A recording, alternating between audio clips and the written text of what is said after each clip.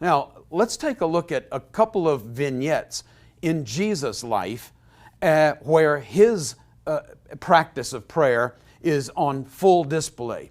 In Matthew chapter 11, we get, I praise you, Father, Lord of heaven and earth. So he's praying here that you hid these things from the wise and understanding and revealed them to babes. Yes, Father, for so was it well-pleasing in your sight. Here we have an example from Jesus' life where he's praying, and the prayer consists of only two sentences and only takes about 10 seconds to pray.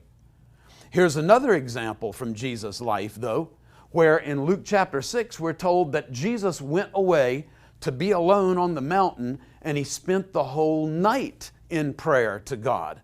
So do we have some sort of schizophrenic practice of Jesus where he prays short prayers, but then he also prays long prayers that last all night?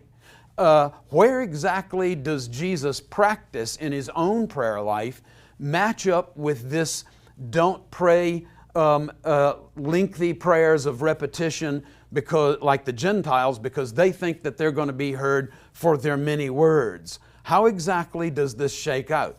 I think that the Jewish interpretive tradition helps to sort that out. So we go to the early rabbis. In the Babylonian Talmud, we're told that Rabbi Huna further said in the name of Rabbi Meir, and Rabbi Meir is a late 1st century, early 2nd century sage. So once we're hearing this teaching of Rabbi Meir, we're in a 1st century, early 2nd century setting.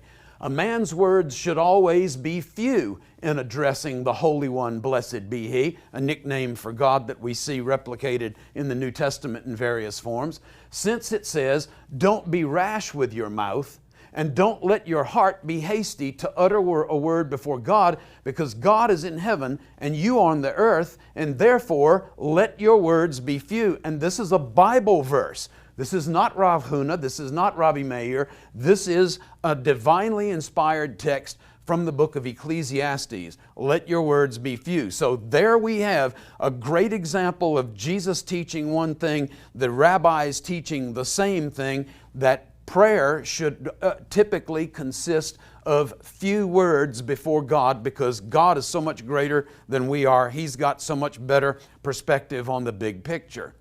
On the other hand, we have another text that says, that gives us, like Jesus' life does, the both and. Let's take a look at a text from Mechilta Rabbi Ishmael, and this is it's called a Midrash text, so it's interpreting Bible passages.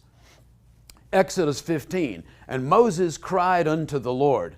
The rabbis say, from this you can learn that the cries of the righteous are not hard for God to receive. This is what's so interesting about us. A lot of times our prayer practices reflect an inappropriate concept of God.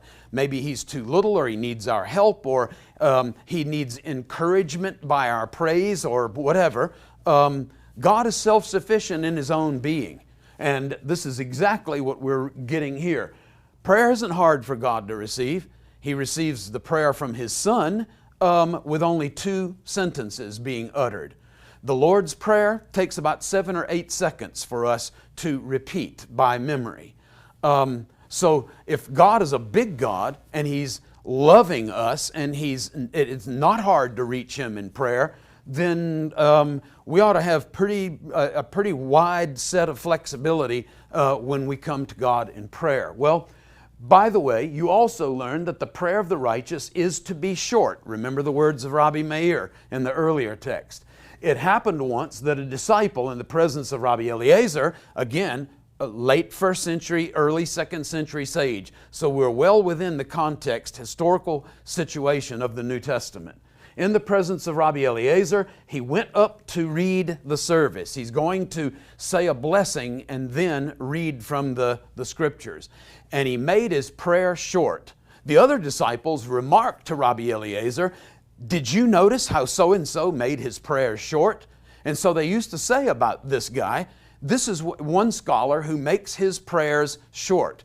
But Rabbi Eliezer said he didn't make it any shorter than Moses did, as Moses prayed in one prayer. in his request that God heal his sister Miriam, heal her now, O God, I beseech you. One short sentence in the book of Numbers chapter 12.